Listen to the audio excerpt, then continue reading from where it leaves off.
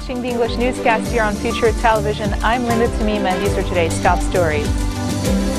Addressing attendees at the Future Movement's second general conference at BL, Prime Minister-designate Saad Hariri says his party has emerged victorious after the recent political breakthrough. Cuban revolutionary leader Fidel Castro passes away aged 90. The country declares 9 days of national mourning. And Iraq's parliament votes to accord full legal status to government-sanctioned Shiite militias as a backup and reserve force for the military and police. Prime Minister-designate Saad Hariri says his Future Movement has emerged victorious after the political settlement that led to the election of President Michel Aoun. Addressing a cheering crowd during the first day of the Future Movement's second general conference at BL, Hariri said, quote, "Our decision to agree on a political settlement had no aim but to avoid the regional and local mine hazards under the helm of national consensus." He said that Aoun's election had averted these dangers by preserving legitimacy and fending off risks surrounding the country. The PM-designate noted that the convention was being held during one of the most delicate and difficult stages in the history of Lebanon and the Arab region. He added that the movement reflects Lebanon's Arab identity, prioritizes Lebanon's interests and coexistence, as well as social and economic development. Lebanese Forces Chief Samir Jaja has called for correct constitutional political conduct, noting that the Constitution requires the President and the Prime Minister to form the government together. On the cabinet formation stalemate with the formation of the government, Jaja said the President and the caretaker Prime Minister offered his party the post of Deputy Prime Minister in addition to one of the main ministries. The Lebanese forces had asked for one of the sovereign ministries. Caretaker Foreign Minister Gibran Bassil says the Dominican Republic wants to open an embassy in Lebanon.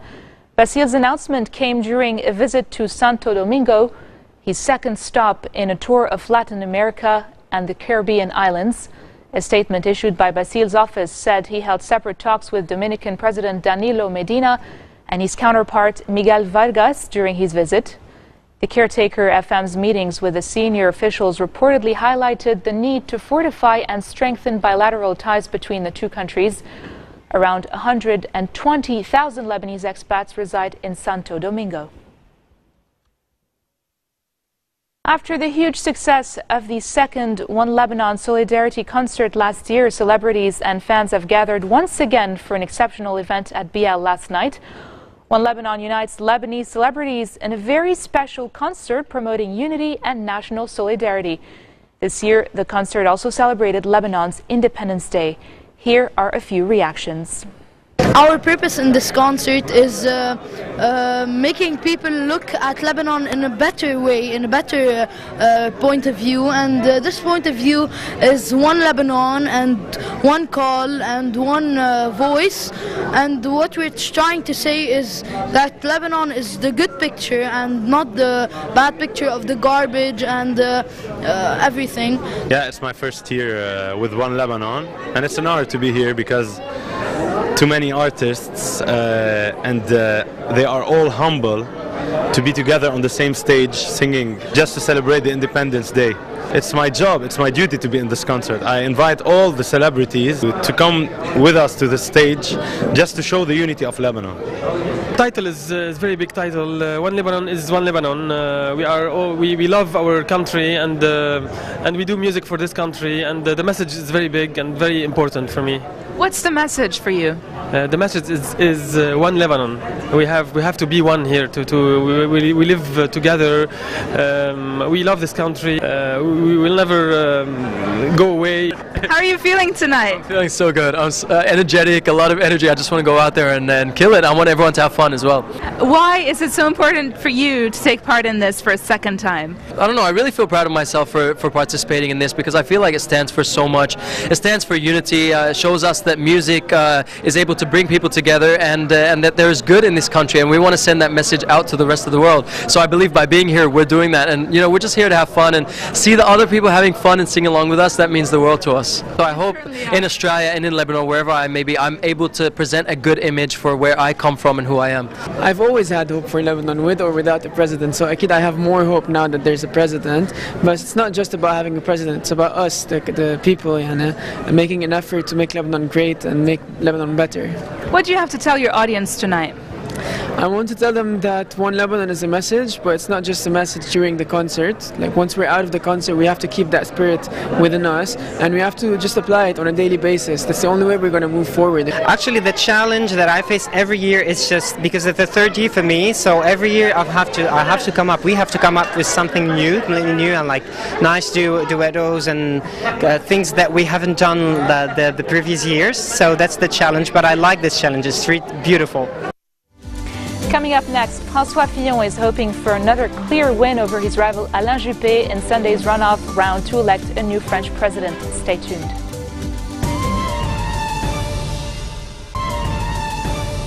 Welcome back. You're watching the English newscast here on Future Television. Iraq's parliament has voted to accord full legal status to government-sanctioned Shiite militias as a backup and reserve force for the military and police, and empower them to deter security and terror threats facing the country.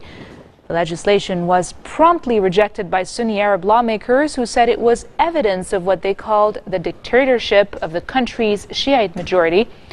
The law placed the militias under the command of Shiite Prime Minister Haider al-Abadi and gave militiamen salaries and pensions that mirror those of the military and the police. In a statement, al-Abadi welcomed the legislation and said the popular mobilization forces would cover all Iraqi sects. Wildfires continue to flare across central and northern Israel for the fifth day in a row, forcing residents to flee a West Bank settlement and destroying homes. Israeli police said 6 foreign firefighting planes are battling fires in several areas, including Nataf near Jerusalem and the West Bank settlement of Halamish. In Nataf, where the fire was raging for several days, the Israeli firefighters received help from the Palestinians. At first, 4 teams were also sent to the northern city of Haifa, but in the past 24 hours, all Palestinian teams arrived in the Jerusalem area. Moving on to France, François Fillon, an unabashed right-winger promising radical economic reforms, is hoping for another clear win over his rival Alain Juppé in Sunday's runoff round of a primary expected to produce France's next president. Fillon, a 62-year-old former prime minister, is the clear favorite to win the presidential nomination of the Republican Party and its allies over Juppé, a centrist. At a final rally in Paris on Friday, Fillon taunted opponents and commentators taken aback by his late surge from the middle of the field to pole position last week. Millions of people are expected to return to the polls for round 2 of the primary, which drew over 4 million voters in the opening round last weekend and was won by Fillon by over 660,000 votes. Cuban revolutionary leader Fidel Castro has died aged 90. Raul Castro, Fidel's brother and current president of Cuba, announced his death on state television in Havana early this morning. Residents say they're in shock. More details in this report. On the streets of the Cuban capital, Havana, news of Fidel Castro's death was greeted with sadness by many. It's a normal life process, but it's news that no one is ever ready to receive, much less news of the commander's death. I feel a bit shaken. I just don't understand. He was a public figure everybody loved and respected. Castro's death might once have raised questions about Cuba's future. With his younger brother Raul firmly in power provisionally since 2006 and definitively since 2008, it's unlikely to trigger a crisis. Even so, the passing of a man known to most Cubans as El Comandante or simply Fidel leaves a huge void in the country he dominated for so long. Meanwhile, in Miami, hundreds of residents took to the streets to celebrate Castro's death, cheering and waving flags just hours after the announcement of his death. Castro's opponents labeled him a dictator, and hundreds of thousands fled the island. many settled in Florida, influencing U.S. policy toward Cuba and plotting Castro's demise. Castro was a Cuban revolutionary leader who built a communist state on the doorstep of the United States and for 5 decades defied U.S. efforts to topple him. A towering figure of the second half of the 20th century, Castro had been in poor health since an intestinal ailment nearly killed him in 2006. He formally ceded power to his younger brother 2 years later. Pavitra George looks back on his life.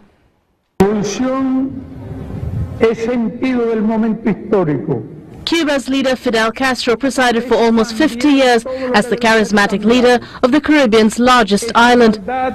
He lived to see a day many thought would never come, the reopening of the American embassy in Havana for the first time in 54 years, followed by the historic visit of U.S. President Barack Obama, after decades of hostilities between the two Cold War rivals. The seeds for that hostility were sown on January 1st, 1959, when Castro first grabbed international attention by leading a guerrilla campaign ousting right-wing Cuban dictator Fulgencio Batista. After claiming a victory in Havana, Castro launched a political, social and economic revolution, transforming a country once known as the brothel of the Caribbean into a third world power, but one criticized for denying dissent.